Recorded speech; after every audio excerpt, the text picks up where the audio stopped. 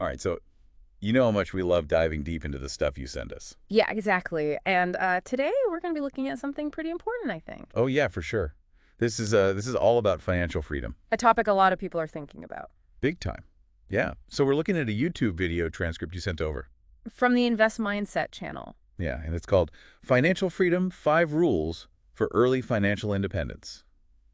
Catchy. Catchy Yeah. title. Yeah, Yeah. definitely grabs your attention. It does for sure. So we're going to break it all down for you and Really pull out the insights that you can actually use, like put into practice. exactly actionable advice. Yes, exactly. Not just theory, right? No. This is all about, taking those steps towards financial freedom. And what's really cool about this video, I think, is that they tell a story.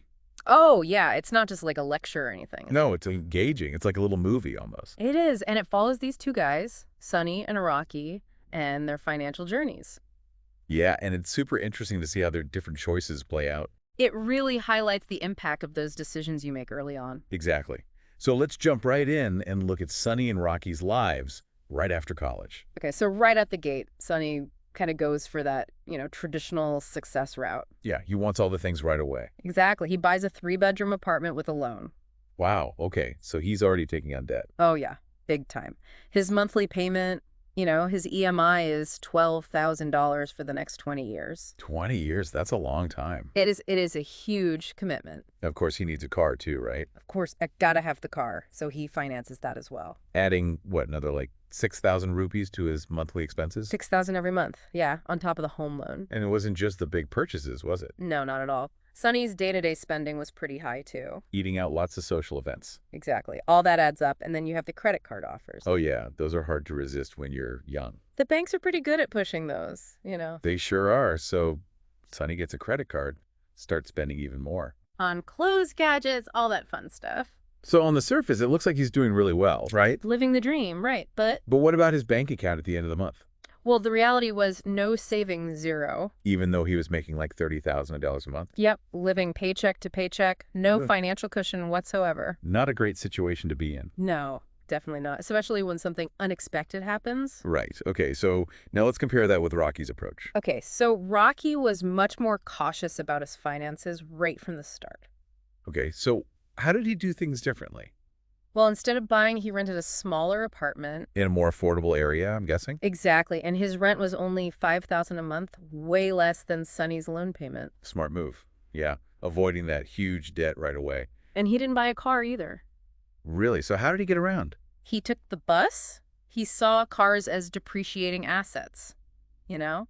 Makes sense they lose value over time. Exactly, and he Right. didn't want to be stuck with a loan for something losing value. Okay, so he's saving on rent, he's saving on car payments. What else? Well, he was really good at budgeting, too. Like actually creating a budget and sticking to it. Yep, he had a strict limit of 3,000 rolls a month for entertainment and shopping. Wow, that's some serious discipline. It is, and he even brought his lunch from home every day. That's a classic money-saving tip. It really adds up over time. It does.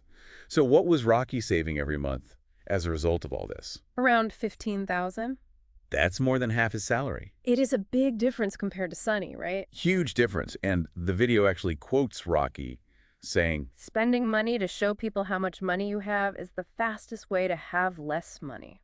that's so true. So many people fall into that trap. They want to look successful, but it ends up hurting them financially. Exactly. Yeah. So Rocky was focused on building a solid foundation, not appearances. And a key part of that was investing, wasn't it? Yeah, he didn't just save the money, he put it to work. Right. He started at SIP, a systematic investment plan. Okay, so that's like putting a fixed amount into stocks or mutual funds regularly. Exactly, 5,000 a month in his case. And on top of that, He did his own research too and invested even more. yeah, another 10,000 based on his own analysis. So total of 15,000 invested every month. Wow. So he was really dedicated to growing his wealth. He was. And this is where their different approaches caused some friction. Yeah, because Sonny probably didn't understand why Rocky was being so frugal. Exactly. He would make fun of him. Live a little, enjoy your money. Right. And Sonny would point to his apartment and his car. Like, look what I have to show for my spending. Yeah. And that led to arguments, and eventually they stopped talking. It's sad when money comes between friends. It is, but it happens sometimes. So now let's fast forward a few years. Okay. So about 8 years have passed. And how are Sonny and Rocky doing at this point? Well, Sonny's still living that high life. Going out, spending lots of money. Yep. still caught up in that cycle. And meanwhile, Rocky's quietly investing and building his future. exactly. And here's the interesting part. He started an online business. Oh, wow. Okay, so now he's got multiple income streams. Yeah, and it was doing pretty well, generating a profit of $10,000 to $15,000 a month.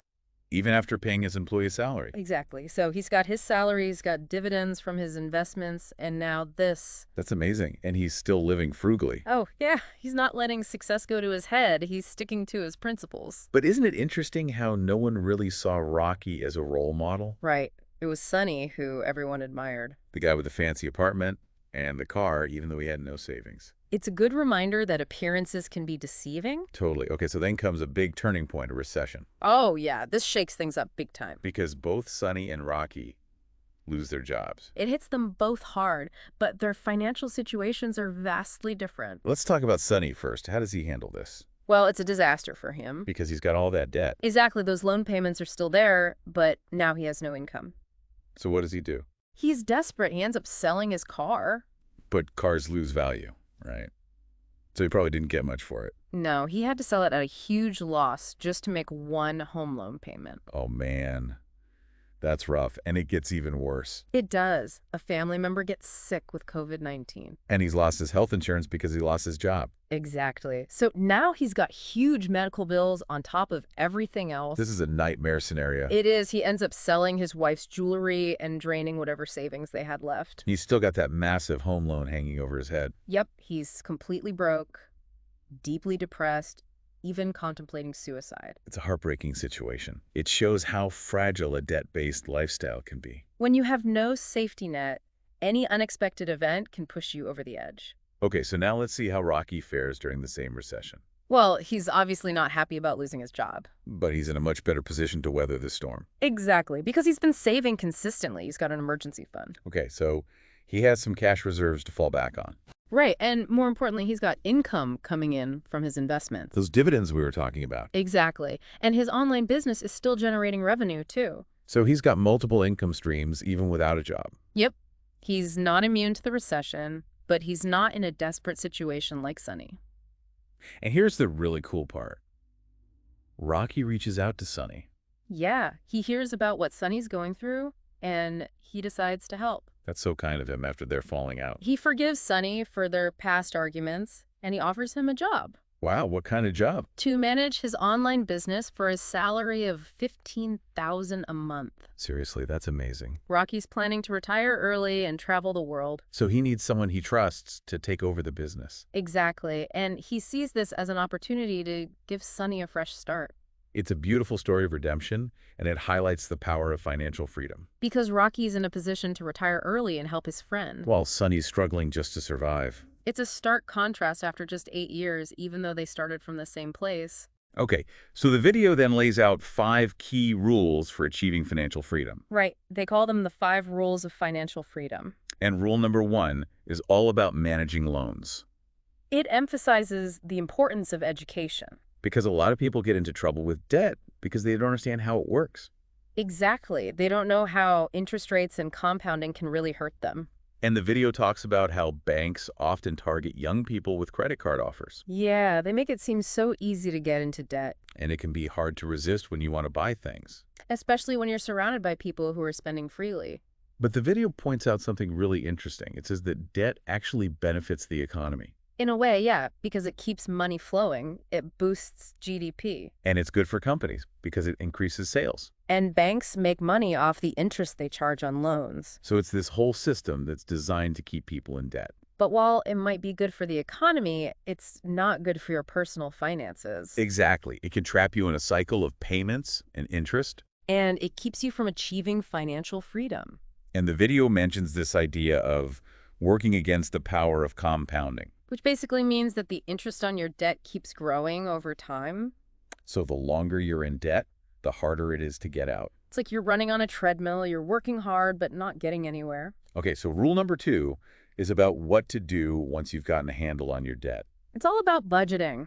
And the video kind of makes fun of the idea that loans force you to budget. Yeah, like having those monthly payments somehow teaches you financial discipline. But it's not really budgeting, is it? It's just being forced to make payments? Exactly. And the video advocates for conscious budgeting, you Like know? actually sitting down and planning out your spending. Exactly. And they introduced the 70-20-10 rule. Okay, break down that for us. So you allocate 70% of your income for essential expenses. Like rent, utilities, groceries, that kind of thing. Yep. Then 20% goes towards investments. Building your future wealth. And the remaining 10% is for entertainment and discretionary spending. Okay, that's a good starting point for a lot of people. But the video also mentions Rocky's more aggressive 50-40-10 rule. So he's saving and investing even more. Exactly 50% for savings and investments, 40% for expenses, and still 10% for fun. And they suggest this could lead to financial freedom in about 10 years? Potentially, yeah. If you can stick to it, it can really accelerate your progress. Okay, rule number 3 tackles a common misconception about the stock market. Yeah, a lot of people think stocks are too risky, especially for the middle class. They'd rather stick with the perceived safety of a regular salary. Exactly. But the video challenges that thinking. It uses examples like Wipro and TCS. Companies that are seen as stable and reliable. But the point is that even those companies can lay off employees during a recession. Right. Your job security is not guaranteed. Whereas those same companies often maintain or even increase their dividend payouts to shareholders. They give Microsoft as an example during the COVID-19 pandemic. So the message is that financial security can be more reliable than job security. If you have multiple income streams like dividends, you're less vulnerable to job loss. But what about the risk of stock prices going down? That's a valid concern, but the video emphasizes the importance of long-term perspective. And diversification, spreading your investments across different companies and sectors. Over time, the stock market has historically trended upwards. And those dividends can really add up, especially if you reinvest them. Exactly. It's about building a portfolio that generates passive income. Okay, rule number 4 is all about compounding. The magic of compounding. It's such a powerful concept, but a lot of people don't really understand it. They don't grasp how much their money can grow over time if they invest it wisely. And the video contrasts the behavior of people who understand compounding They invest early and consistently, and they avoid debt. versus those who struggle financially. They delay investing, and they're quick to take on loans, It's like the difference between planting a seed and watching it grow into a tree. versus constantly borrowing money and paying interest, And the video encourages everyone to open a demat account. which is basically an account that lets you buy and sell stocks and other investments. It's the first step towards starting your investment journey. Okay, so finally, rule number 5 is about the concept of financial freedom itself. And why it's not more widely understood or pursued. The video suggests that one reason is that financial freedom isn't always visible. Unlike material possessions like a fancy car or a big house. You can't always tell who's financially free just by looking at them. Exactly. And the video also points to the difference in viewership. Between entertainment content and financial education content. People are more interested in watching funny videos or listening to music. Then learning about how to manage their money. And the video argues that achieving financial freedom requires thinking differently. Going against the grain. Because our education system and society in general often prepare us to be employees. Not investors or business owners. And it highlights the fact that the vast majority of people are employees. Like 99%. Versus only 1% who are investors or business owners. So it's a choice you have to make. Do you want to be part of the 99% or the 1%? It's a powerful question to ask yourself. So overall, what's the big takeaway from this deep dive into financial freedom? The main message is that it's achievable. It's not a pipe dream. It's something you can actually accomplish. If you make smart choices about your money. And it's not about deprivation or living a boring life. It's about having the freedom to do what you want when you want. Without being tied down by debt or financial stress. And the story of Sonny and Rocky really brings that home. It shows how different choices can lead to drastically different outcomes. Even when you start from the same place. And it reminds us that those small, everyday financial decisions, they really do matter in the long run. So as you go about your day, think about the choices you're making. Are they moving you closer to financial freedom? Or are they keeping you stuck in the rat race? It is a question worth pondering. It really is. And on that note, we'll wrap things up for today. Thanks for joining us. And keep those questions coming. We love exploring these topics with you. See you next time.